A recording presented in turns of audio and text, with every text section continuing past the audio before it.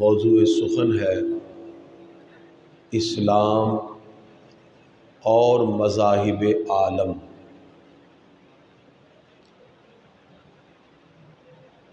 آج کی یہ موضوع پر گفتگو بڑی معلوماتی بھی ہوگی اور دین کے بنیادی عقائد اور نظریات پر مضبوطی سے قائم دائم رہنے کے لیے ممید و معاون بھی ہوگی۔ آج کے اس موضوع کا انتخاب اس لیے کیا گیا، آج سیکولر طبقے کی طرف سے ایک بات نوجوانوں کے ذہنوں میں ڈالی جاتی ہے کہ جیسے اسلام کے دلائل ہیں ہر مذہب کے دلائل ہیں، اور جس وقت اس اینگل سے بات کی جائے تو ایک نوجوان یہ سمجھتا ہے کہ جیسے دین اسلام سچا برحق دین ہے، اسی طرح ہو سکتا ہے باقی ادیان کے پاس بھی دلائل ہیں، اور وہ ذہنی اور فکری طور پر گمراہی کی طرف مبتلا ہو جاتا ہے۔ صرف کلمہ پڑھ لینا مومن ہونے کے لیے کافی نہیں، بلکہ کلمہ پڑھنے کے بعد اس کے دل میں اسلام کے سچے ہونے کا اس طرح یقین ہو کہ وہ دین اسلام کے سوا کسی اور مذہب باطل کو باطل سمجھے اور حق نہ سمجھے۔ جب انسان کے دل میں یہ بات ہوگی کہ تمام مذاہب باطل ہیں تو ہی دین کے لیے اسلامی اعتبار سے وہ چیزوں کو اپنا سکتا ہے اور اسلام پر قائم رہ سکتا ہے۔ تو یہ جو فکر عام کی جا رہی ہے، ایک نوجوان ادر ریلیجنز کے حوالے سے مارجن جب رکھنے لگتا ہے، اور یونیورسٹیز میں چونکہ ڈفرنٹ ریلیجنز کے لوگ پڑھتے ہیں، وہاں بھی پھر اس طرح کے تصورات قائم ہوتے ہیں، یہ چیز آہستہ آہستہ بندے کو ایتھیزم میں لے جاتی ہے۔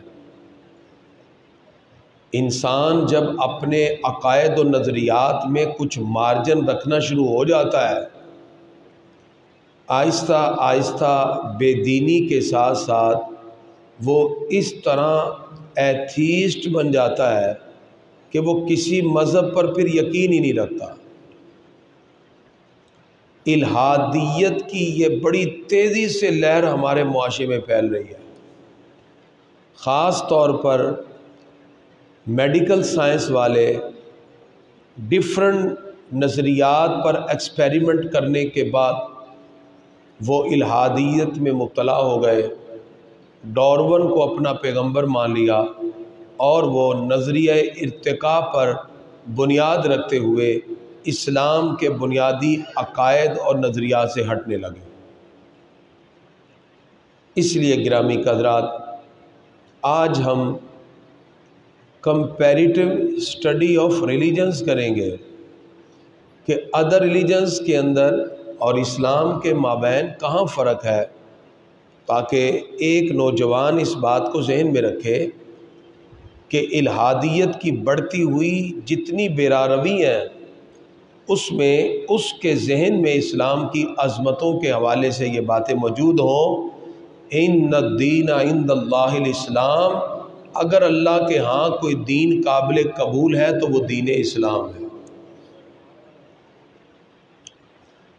گرامی حضرات، اسلام دین حق ہے، باقی مذاہب باطلہ ہیں جیسے ہندو مت، بت پرستی، یہودیت، عیسائیت، مجوسیت، یہ ایسے مذاہب ہیں جو اپنے پیروکاروں کی کثیر تعداد کی وجہ سے مشہور ہیں۔ اگر ہم اوورآل جائزہ لیں تو دنیا میں بہت سے مذاہب ہیں، لیکن مشہور مذاہب یہ ہیں،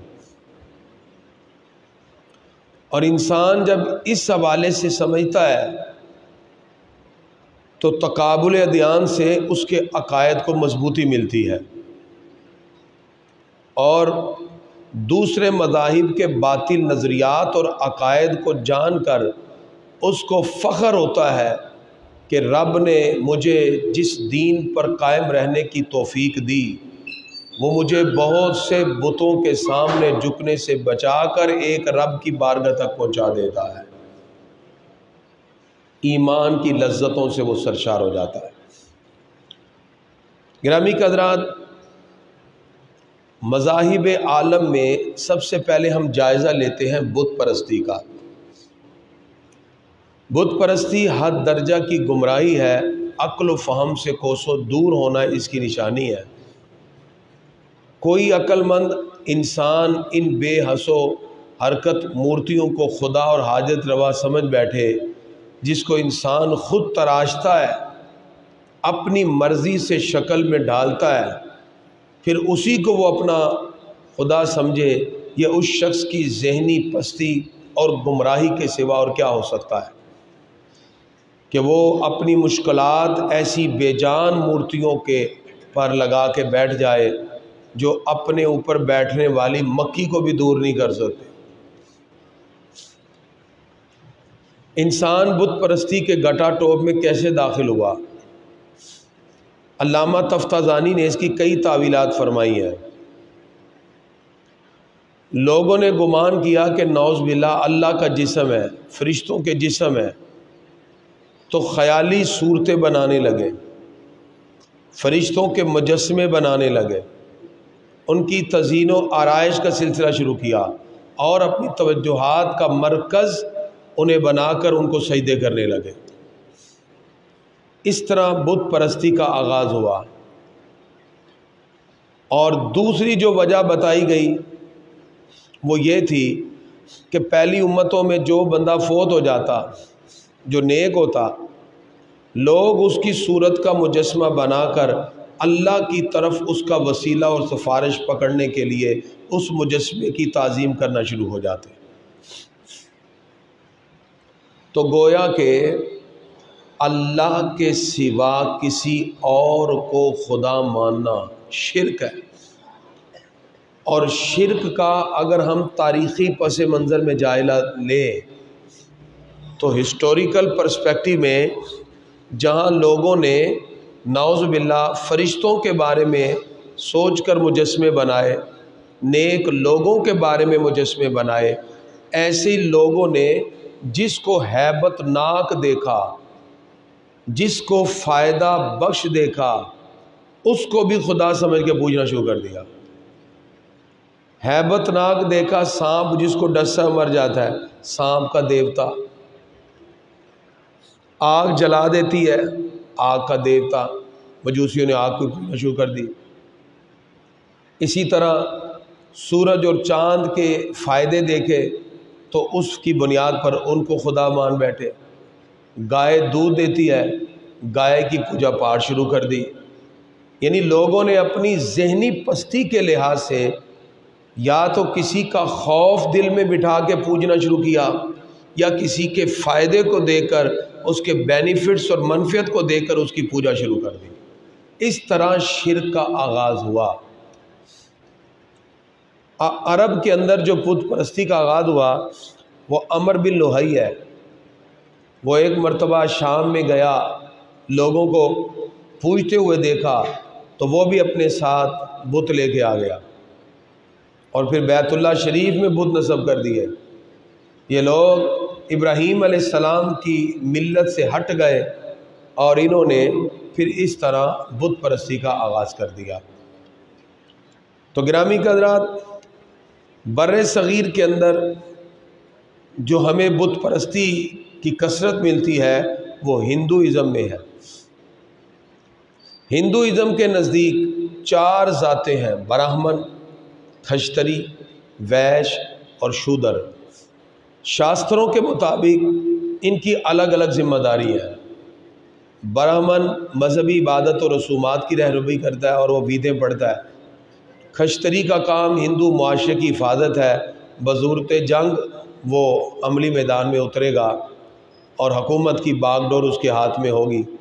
ویش ہندوؤں کے پیٹ کے کھانے پینے کے کھیتی باڑی اور تجارت کے معاملات کریں گے، اور شودر ان تینوں کی ساری زندگی خدمت ہی کرتے رہیں گے، جوتے ہی اٹھاتے رہیں گے۔ ان کے مندروں میں شودر داخل نہیں ہو سکتا۔ ہندوؤں نے لا تعداد خدا بنا لیے اپنی ذہنی پستی کی وجہ سے۔ تریمورتی ان کا جو 3 شکلوں والا ہندو مت کا بنیادی عقیدہ ہے، برہما وشنو شیو یہ ان کے خدا ہیں، اور یہ اس طرح اپنی مذہبی جو چیزیں ہیں اس کے اندر ویدوں کو اپنا مذہبی جو ہے وہ لٹریچر سمجھتے ہیں۔ ہندوؤں کے نزدیک تناسخ کا عقیدہ ہے۔ تناسخ کا مطلب انسان اپنے گناہ نیکیوں کی وجہ سے بار بار جنم لیتا ہے، نعوذ باللہ۔ یہ ان کا نظریہ ہے کہ ایک بندہ آ گیا، پھر اگلے جنم میں، پھر اگلے جنم میں، اور ان کی کتب میں، منو شاستر میں، مہایان بھارت میں لکھا ہے کہ اگر کوئی چوری کرے گا تو اگلے جنم میں چوہا بن جائے گا۔ اس طرح وہ ڈیفرنٹ تناسخ کے نظریے میں انسان کے بار بار جنم لینے کے حوالے سے نظریات رکھتے ہیں۔ تو گرامی کے حضرات، ایک مرتبہ سید احمد سید کاظمی شاہ صاحب، ان کے ساتھ ایک ہندو مناظر پنڈت نے مناظرہ کرتے ہوئے کہا کہ تم کہتے ہو جی ہمارا اگلا جنم نہیں ہے، تناسخ نہیں ہے، تمہارے خود قرآن میں تناسخ لکھا ہے۔ کاظمی شاہ صاحب نے کہا جی کدھر؟ کہا دیکھو جی تمہارے قرآن میں لکھا ہے جنہوں نے گناہ کیے، ہفتے کے دن مچھلیاں پکڑیں، اللہ فرماتا ہے وَكُونُوا قِرَدَةً خَاسِئِينَ، بندر بن جاؤ، تو وہ تناسخ میں آ گئے، بندر بن گئے۔ تو پھر کاظمی شاہ صاحب نے ان کو جواب دیتے ہوئے فرمایا کہ تمہارا تو کہنا یہ ہے کہ روح بدن سے نکلتی ہے، پھر اگلے جنم میں نئے بدن کے ساتھ آتی ہے۔ یہاں تو انہی بدنوں کو سزا کے طور پہ بندر بنایا گیا ہے، کوئی نیا جنم تھوڑی ہوا ہے۔ اس طرح وہ لوگوں کو گمراہ کرتے ہیں۔ آج ایک نوجوان سوشل میڈیا ہے، کسی ہندو سے بات کرے وہ 1 منٹ سے پہلے اس کو گمراہ کر لیتا ہے۔ کئی نوجوانوں نے مجھے سوال بھیجے اس طرح کے، تو اس لیے آج یہ موضوع کا انتخاب کیا کہ اسلام نے جو ہمیں تصورات دیے اس میں تناسخ کی، بار بار جنم لینے کی نفی کی گئی۔ اسلام نے اس کی مکمل نفی کی۔ اور ہندو مت کے بعد جو سکھ مذہب ہے یہ بھی ہندو دھرم سے نکلا ہے، کیونکہ ہندو دھرم جو ہے ایک پرانا مذہب ہے، اسی سے جو ہے گوتم بدھ جو بادشاہ کا بیٹا تھا بدھا، اسی سے بدھ مت جو بدھسٹ ہیں سری لنکا اور چائنا وغیرہ میں، وہ اس مذہب سے نکلے ہیں، یعنی ہندو سے ہی نکلے ہیں۔ اور جو سکھ مت ہے وہ بھی ہندو سے ہی نکلا ہے۔ دنیا کے اندر تقریباً 1 کروڑ 50 لاکھ کے قریب ہندو ہیں پوری دنیا میں، اور یہ گرو کو مانتے ہیں۔ ان کے ہاں کچھ مذہبی علامات ہیں، پگڑی باندھنا، داڑھی رکھنا، اور اسی طرح ان کی جو مذہبی کتاب ہے وہ گرنتھ صاحب ہے۔ اب آئیے اسلام نے ہمیں اس حوالے سے کیا بتایا۔ ہندو مت کا کوئی مرکزی عقیدہ نہیں ہے۔ اگر آپ سے کوئی غیر مسلم بات کرے تو آپ انہیں کہیں جی آپ پہلے اپنے مذہب کی بنیادی بات بتائیں کہ آپ کے بنیادی نظریات کیا ہیں۔ جیسے آپ سے کوئی پوچھے جی اسلام کے بنیادی عقائد کیا ہیں، آپ کہیں گے جی 5: توحید، رسالت، ملائکہ، آسمانی کتابیں، آخرت۔ ہم ایک لمحے میں اسلام کو ایکسپلین کر دیتے ہیں۔ ہندو مت کا کوئی مرکزی عقیدہ نہیں ہے، یہ توہمات سے جڑا ہوا ایک مذہب ہے، جبکہ اسلام نے ہمارے عقائد کو واضح طور پہ بیان کر دیا۔ نمبر 2، ہندو مت میں شرک کی کئی قسمیں پائی جاتی ہیں۔ وہ الوہیت تجسیم کے بھی قائل ہیں کہ نعوذ باللہ اللہ فلاں جسم میں حلول کر گیا۔ اوتار کا عقیدہ ان کا عام ہے۔ درخت کی پوجا، ڈفرنٹ چیزوں کی پوجا، لوگوں کی پوجا، یہ ان کا عام سا عمل ہے۔ ہندوستان میں کروڑوں مندر بنے ہوئے ہیں جو مختلف لوگوں کے ناموں سے ہیں. لوگ چڑھاوا دیتے ہیں، کہیں دودھ کا چڑھاوا، کہیں ناریل کا چڑھاوا، کہیں تیل دیا جا رہا ہے، کہیں پیسے دیے جا رہے ہیں، اور پنڈت اپنے اپنے گلے بھر کے اور اس کو استعمال کرتے ہیں. جبکہ اسلام دین توحید ہے. اسلام نے واضح طور پہ کہا ان اللہ لا یغفر ان یشرک بہ، اللہ کبھی اسے معاف نہیں کرے گا جو اس کے ساتھ کسی کو شریک ٹھہرائے. وَيَغْفِرُ مَا دُونَ ذَلِكَ لِمَن يَشَاءُ، اس کے علاوہ رب جسے چاہے معاف فرما دے. تو کس گناہ کی معافی نہیں ہے جی؟ شرک کی. ان الشرک لظلم عظیم، شرک سب سے بڑا بھاری ظلم ہے. ہندو مت کسی مرکزی شخصیت اور رہنما سے وابستہ نہیں ہے. ان کی کتابوں میں کئی بانی ملتے ہیں، جبکہ دین اسلام کی ہر بات مکین گنبد خضرا سے جا کے جڑ جاتی ہے. دین اسلام کو ماننے والے آقا علیہ السلام کی سیرت طیبہ کو اپناتے ہیں. ہندو مت میں کوئی متعین اور مستند کتاب نہیں ہے. ویدوں میں 4 ویدیں یہ پڑھتے ہیں، رگ وید، اتر وید، سام وید، یجر وید. اور ان ویدوں کے اندر جو لکھا ہے اسی میں جو ہے وہ منو شاستر، جیسے ان کی کتاب ہے مہایان بھارت ہے. ویدوں کے اندر کہیں کہانیاں ہیں، کہیں جنتر منتر ہیں، کہیں نظمیں ہیں. اور اسی طرح ان کے جو باقی مذہبی لٹریچر ہے جیسے مہایان بھارت، منو شاستر وغیرہ، اور گیتا جو ان کی مذہبی کتاب ہے، اب ان میں کیا اتھینٹک ہے؟ ان کے پاس کچھ نہیں. جبکہ اسلام ہمیں بتاتا ہے کہ تمہارے پاس ایسی کتاب ہے جس کی حفاظت بھی اللہ نے اپنے ذمہ کرم پہ لی ہوئی ہے. پوری دنیا میں کروڑوں لوگ، لاکھوں حفاظ رمضان شریف میں مصلوں پہ کھڑے ہو کے قرآن پڑھ رہے تھے، اور پوری دنیا میں ایک ہی قرآن پڑھا جا رہا تھا، زیر زبر کا بھی فرق نہیں تھا. اسی طرح احادیث پاکستان میں بھی وہی ہیں، اور امریکہ میں بھی وہی ہیں، ایران میں بھی وہی ہیں. دنیا کے ہر کونے میں نبی کریم صلی اللہ علیہ وسلم کی ایک ہی شریعت رائج ہے، جدا جدا نہیں ہے کہ جس کا دل کرے وہ کہے جی گیتا بہتر ہے، وہ کہے جی منو شاستر، وہ کہے جی نہیں مہایان بھارت بہتر ہے. یا ویدوں میں بھی کہے، ایک پنڈت کہے جی نہیں یجر بھی ٹھیک ہے، دوسرا کہے جی سام بھی ٹھیک ہے. تو اسلام نے ہمیں ایک ہی لٹریچر کے ساتھ جوڑ دیا. ہندو مت خلاف عقل ہے، اس میں فلسفیانہ بات ہے. اور یہ ہندو مت کے اندر بھی انہوں نے اپنا ایک تصوف بنایا ہوا ہے جس کے اندر یہ کائنات کی مختلف چیزوں کے بارے میں ڈیپلی طور پر جان کر اور ان چیزوں کو اپنے من میں سمونے کی بات کرتے ہیں، جہاں سے یوگا کا آغاز ہوا. جبکہ اسلام فطری دین ہے، عقلی دین ہے.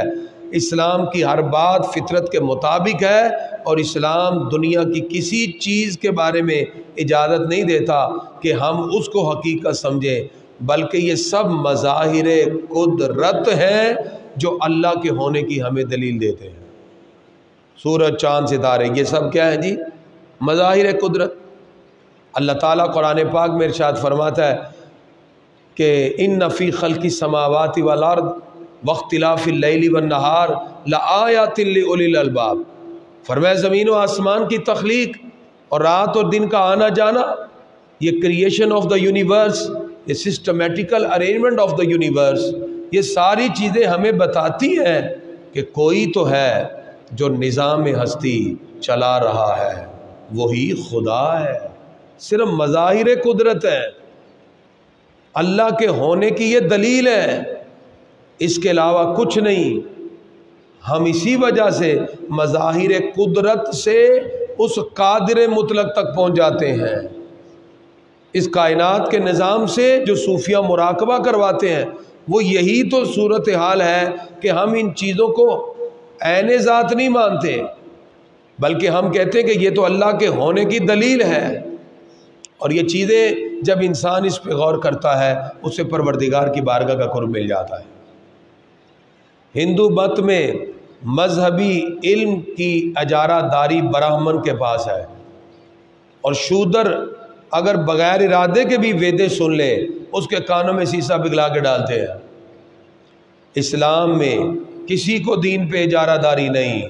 ہمارے ہاں غریب کا بچہ بھی آ کے ہمارے ہاں غریب آدمی بھی آ کے پہلی صف میں کھڑے ہو کے نماز پڑھ سکتا ہے۔ ایک ہی صف میں کھڑے ہو گئے محمود و ایاز، نہ کوئی بندہ رہا نہ کوئی بندہ نواز۔ اسلام نے یہ ساری تفریقیں مٹائی۔ تو آپ کو ہندو مت کا پتہ چل گیا جی، اور اسلام کی باتیں۔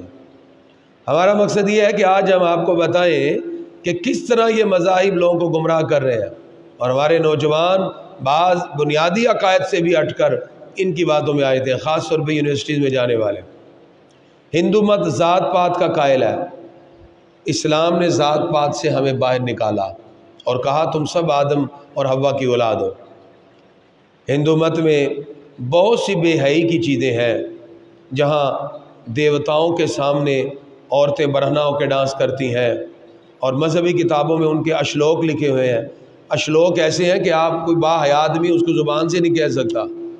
تو وہ مذہب کیا ہے جہاں بے حیائی کی تعلیم ہو؟ تو ہم تو اسلام کو ماننے والے ہیں، ہمارے ہاں حیا کا درس ہے۔ اس لیے آج کے نوجوان اس بات کو ذہن میں رکھیں، ہندو معاشرت کو دیکھ کر آج بہت سے لوگ بے حیائی کی اس لہر کے اندر بہہ گئے۔ وہ ایک بے حیائی کا مذہب ہے۔ ہم اسلام کو مانتے ہیں، اسلام نے ہماری سوچ میں بھی حیا کو پیدا فرمایا ہے۔ ویدوں کے اندر عورت کو بے وفا اور احمق اور منافق کہا گیا ہے، اور یہاں تک لکھا ہے کہ وہ اپنی پتی کے لیے اگر وہ مر جائے تو چتا میں جل کے مر جائے، اس کے لیے کوئی وراثت میں حصہ نہیں رکھا۔ اسلام نے عورت کو عزت دی، کہا اگر ماں ہے تو اس کے پاؤں کے نیچے جنت ہے۔ بیوی، بیٹی، بہن کے تصورات کے ساتھ ساتھ اسلام نے عورت کو وراثت میں حصہ دیا۔ ہندو کلچر میں گائے کو عظمت کی نگاہ سے دیکھا جاتا ہے، لیکن ہمارے بزرگوں نے قیام پاکستان کے وقت یہ جملہ کہا کہ تم جس گائے کو پوجتے ہو مسلمان اس کو ذبح کرتا ہے۔ ہندو کے جتنے دھرم ہیں ان کے دھرم شاستروں میں ناپاک چیزوں کو بھی استعمال کیا ہے۔ گائے کا پیشاب اور گوبر وہ اپنے لیے متبرک سمجھتے ہیں، اور اس کو پینا گناہوں کی معافی سمجھتے ہیں۔ منو سمرتی میں یہ لکھا ہے، اور اسی طرح وہ اس سے غسل دیتے ہیں۔ یہ ساری چیزیں خلاف عقل ہے۔ ظاہری بات ہے انسان، عام سا انسان بھی ہو، وہ ان ناپاک چیزوں کو ناپاک ہی سمجھے گا، وہ ان کو پاک کیسے سمجھ سکتا ہے؟ تو لہذا یہ تھی وہ بیسک جو میں نے آپ کے سامنے رکھی۔ اب بڑھتے ہیں یہودیت کی طرف۔ دنیا کے اندر وہ مذاہب جن کا سرچشمہ ہدایت وحی ہے، ان کو سامی ادیان کہتے ہیں، سیمیٹک ریلیجن۔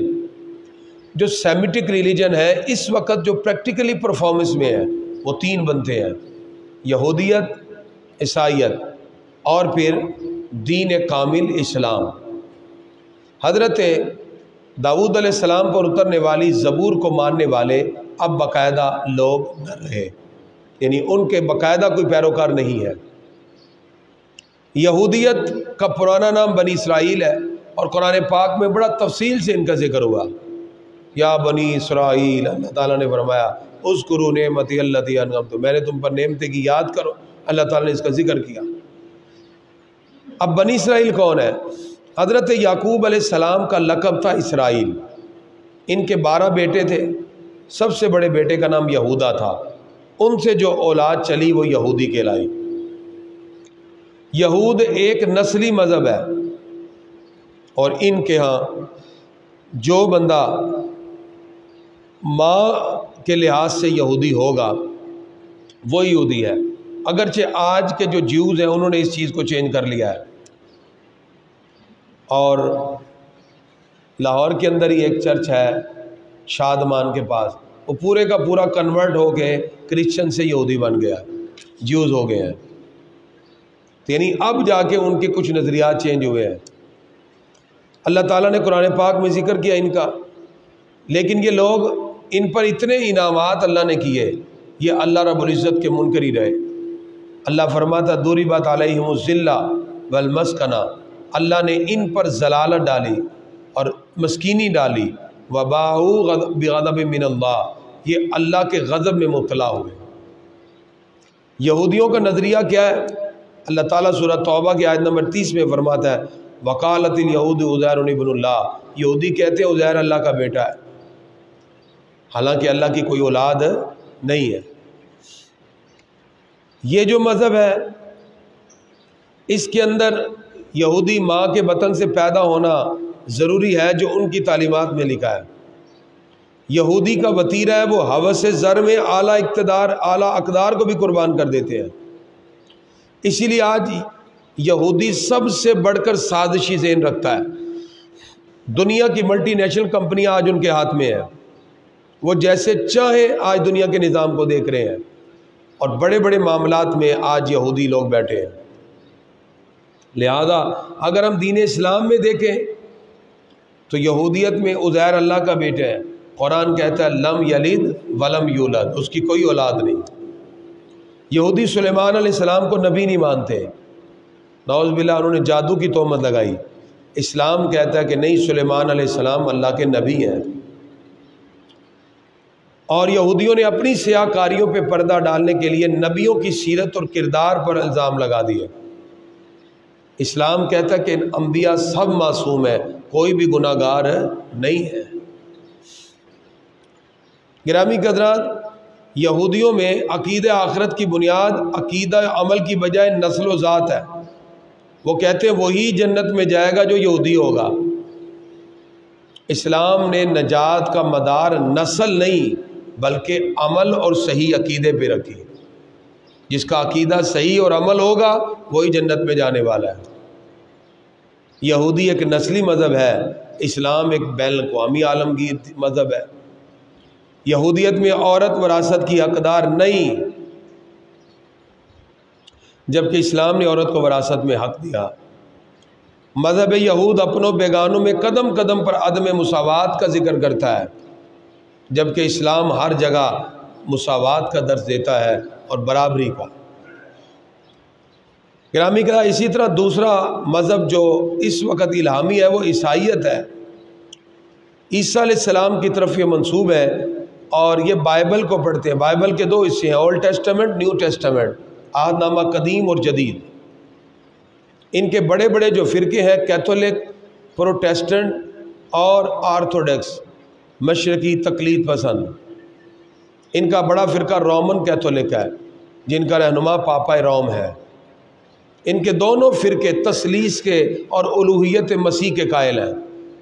نعوذ باللہ وہ کہتے ہیں عیسیٰ علیہ السلام صلیب پہ چڑھ گئے، سب گناہوں کا کفارہ بن گئے، اور یہ مسیح علیہ السلام حضرت عیسیٰ علیہ السلام کے الوہیت کے بھی قائل ہیں۔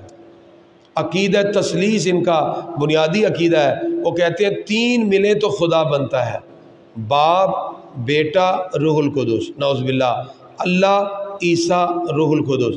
روح القدس سے مراد جبریل امین علیہ السلام ہے۔ یہ انہیں اقانیم ثلاثہ کہتے ہیں، اور یہ کہتے ہیں کہ عیسیٰ کے جسم میں نعوذ باللہ روح سرایت کر گئی، اور اللہ کی صفات عیسیٰ علیہ السلام میں آ گئی، اور عیسیٰ کو خدا کا بیٹا کہا۔ روح القدس سے مراد ان کی صفت حیات ہے، نعوذ باللہ۔ اس طرح یہ عقیدہ الوہیت جو ہے اس کو اپنانے والے ہیں۔ اسلام نے اس کا بھی انکار کیا، اور عقیدہ جو کفارہ ہے اس کا رد کیا۔ اب اسلام کی تعلیمات کیا ہیں؟ عیسائی کہتے ہیں عیسیٰ اللہ کا بیٹا ہے، اسلام کہتا ہے کہ لم یلد ولم یولد، اللہ کی کوئی اولاد نہیں ہے۔ عیسائی کہتے ہیں عیسیٰ علیہ السلام کو سولی پہ چڑھا دیا، اللہ فرماتا وما قتلوہ وما صلبوہ ولکن شبہ لہم، نہ انہوں نے قتل کیا نہ عیسیٰ علیہ السلام کو سولی دی، بلکہ ان کی تشبیہ کسی بندے پہ ڈال دی گئی۔ عیسائیوں کے نزدیک حضرت عیسیٰ کے سوا کوئی انسان نیک نہیں، ہر انسان فطری طور پہ گناہ گار ہے۔ لیکن اسلام کہتا ہے ہر بچہ جب پیدا ہوتا ہے تو گناہوں سے پاک ہے، ہر بچہ فطرت پہ پیدا ہوتا ہے، چاہو اس کو یہودی، عیسائی، مجوسی جو مرضی بنا لو۔ عیسائیت میں عقیدہ کفارہ بنیادی اہمیت کا حامل ہے۔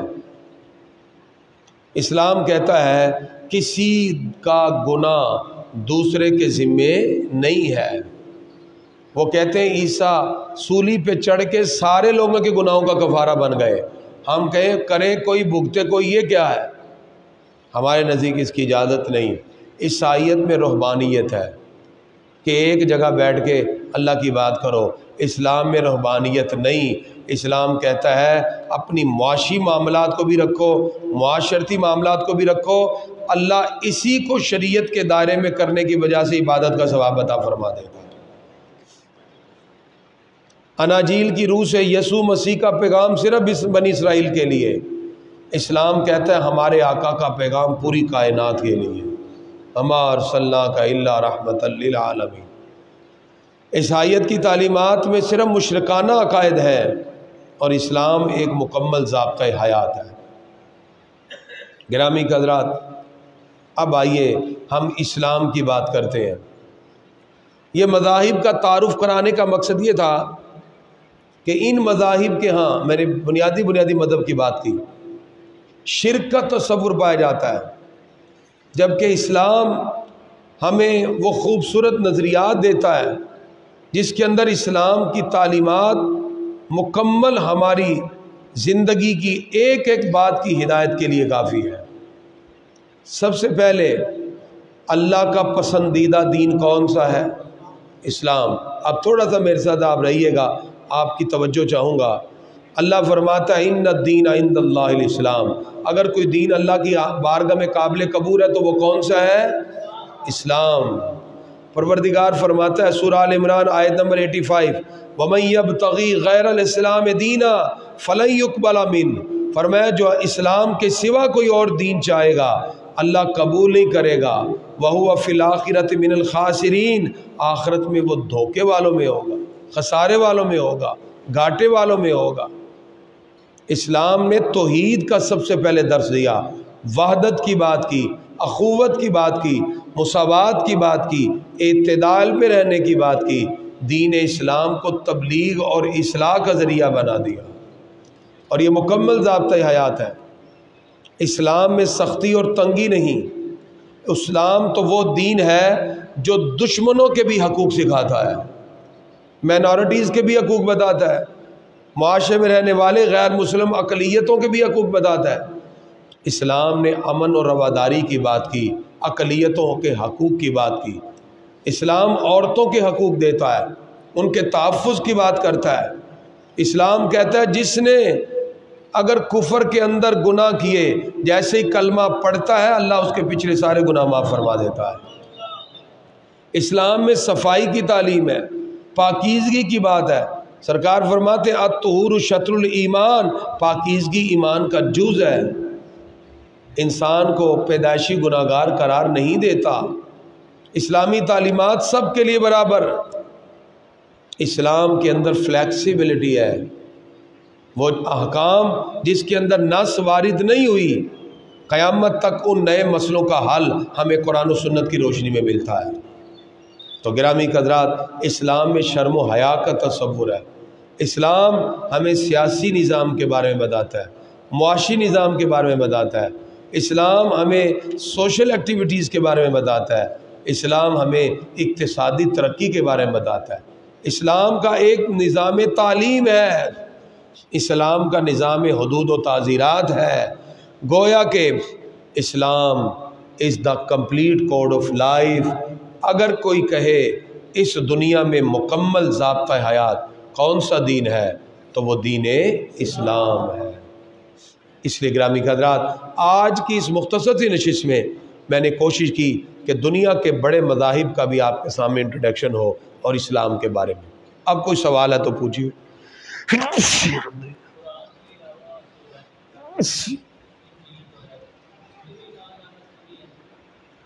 ہمیں اسلام نے یہ کہا ہے، مومن اسے کہتے ہیں الذین یؤمنون بما انزل الیک وما انزل من قبلک وبالآخرۃ ھم یوقنون۔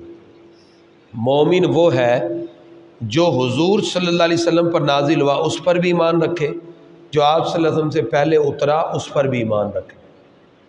ٹھیک ہے، الذین یؤمنون بما انزل الیک وما انزل من قبلک، یہ مومن کے لیے ضروری ہے۔ اب جو پہلے اترا وہ تقریباً 100 سے زیادہ صحیفے ہیں جو اصلی حالت میں ہے ہی نہیں۔ آدم علیہ السلام بھی اترے، ادریس علیہ السلام بھی اترے، ابراہیم علیہ السلام، وہ صحائف ہے، وہ ہمارے پاس نہیں ہے۔ اس کے بعد جو کتابیں اتری وہ ہمارے پاس جو پہنچی وہ 3 ہیں جو سابقہ میں سے ہیں، ان میں توریت، زبور اور انجیل، لیکن یہ تینوں کی تینوں اصل حالت میں موجود نہیں ہے۔ اگر آپ بات کرتے ہیں مثال کے طور پہ کرسچینٹی کی، وہ بائبل پڑھتے ہیں، بائبل مجموعہ ہے توریت، زبور اور انجیل کا۔ توریت اس کے 5 کتابیں اولڈ ٹیسٹامنٹ کہی جاتی ہیں، یعنی جو بائبل ہے اس کے 2 حصے ہیں، old Testament, new Testament. Old Testament جو عہد نامہ قدیم ہے اس کے اندر توریت ہے اور زبور کا کچھ حصہ ہے اور اس کے اندر صحائف انبیاء ہیں کچھ۔ اس کے بعد اگر نیو ٹیسٹامنٹ کی بات کریں تو عیسائیوں کے پاس جو انجیل ہے وہ ہے، لیکن انجیلیں بھی 4 ہیں، انجیل متی، مرکس، لوکا اور یوحنا۔ انجیل متی ہے، مرکس ہے، لوکا ہے اور یوحنا ہے، 4 ہیں۔ ان چاروں میں بھی پھر اتفاق نہیں۔ کوئی کہتا ہے جی ہم کنگ جیم ورژن کو مانتے ہیں، کوئی کہتا ہے نہیں نیو کنگ جیم ورژن، کوئی کہتا ہے 21 ورژن۔ ان کے ڈیفرنٹ ورژن ہیں، وہ بھی اپنی اصلی حالت میں نہیں۔ یعنی اگر ہم انہیں کہتے ہیں جی آپ کی کتاب کون سی سچی ہے، وہ کہتے ہیں جی کنگ جیم ورژن، ہم کہتے ہیں پھر نیو کنگ جیم ورژن، وہ بھی نہیں۔ ہم کہتے ہیں جی 21 ورژن، اس کا مطلب ہے ان کی کوئی ایک کتاب ایتھینٹک ہے ہی نہیں۔ ہم صرف یہ ایمان رکھیں گے کہ جو اللہ نے کتابیں صحیفے اتارے تھے وہ حق اور سچ تھے۔ اب اگر کوئی سچی کتاب ہے تو وہ اللہ کا قرآن ہے، بس ان کی تعلیمات پہ نہیں ہم عمل کریں گے، ان کتابوں کے اللہ کی طرف نازل ہونے پر ایمان رکھیں گے بس۔ اس کے علاوہ ان کتابوں کو ہم حق اور سچ نہیں مانتے۔ مومن کا ایمان ہوگا ہی اس وقت جب وہ کلمہ پڑھ کے صرف قرآن اور اسلام کے علاوہ باقی سارے مذہب کو غلط اور جھوٹا مانے، پھر وہ مومن ہے۔ اگر اتنا سا بھی مارجن ہوا نا اس میں کہ شاید کوئی مذہب، تو وہ دائرہ اسلام سے خارج ہے۔ صرف ایک ہی دین ہے سچا ہے اور وہ دین اسلام۔ اور کچھ سوال؟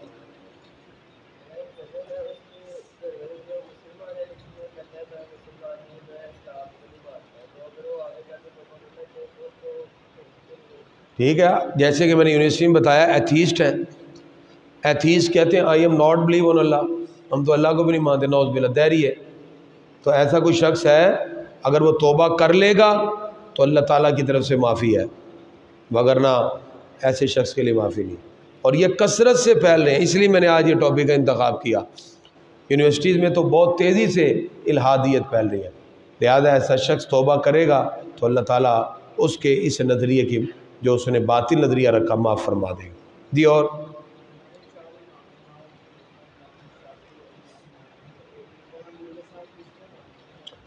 چار ائمہ ہیں فقہا کے، امام اعظم ابو حنیفہ رضی اللہ عنہ، امام مالک بن انس اور امام شافعی اور امام احمد بن حنبل۔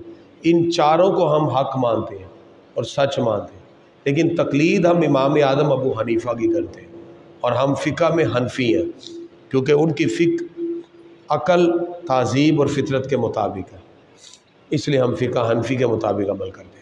باقیوں کو بھی ہم حق اور سچ مانتے ہیں، ڈیفرنٹ سکول آف تھاٹ ہے۔ جی کوئی سوال؟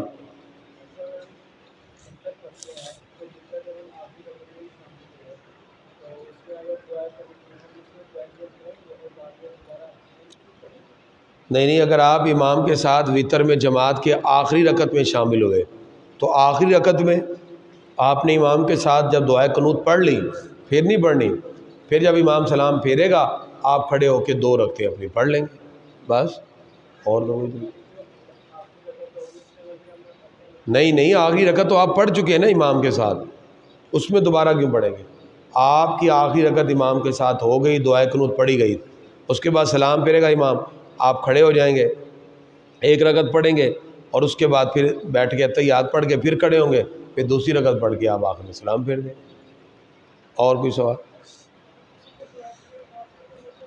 جس کو دعائے قنوت نہ آتی ہو وہ دعائے قنوت کو یاد کرے، جب تک نہیں یاد ہوتی تو کوئی اور دعا پڑھ لے، ربنا آتنا فی الدنیا پڑھ لے، اللہم اغفر لی پڑھ لے، لیکن یاد کریں۔ اعتکاف والوں کو تو یاد کرنی چاہیے، سارا دن یہی ہوتے ہیں۔ اعتکاف والوں کو جن کو کلمے دعائے قنوت کا مسئلہ ہے، میں نے ان کو کہا ہے ڈیوٹی بھی لگائی کو یاد کریں ساتھ ساتھ۔ اور تو ہم نے کوشش کی کہ اس بات کو زیادہ سے زیادہ آپ کے سامنے واضح کریں۔ اللہ تعالی ہم سب کو دین اسلام کے سچے سچے پکے عقائد و نظریات پہ قائم دائم رہ کر دنیا کے ہر مذہب کو باطل جاننے کی اللہ توفیق عطا فرمائے۔ مولا یا صلی وسلم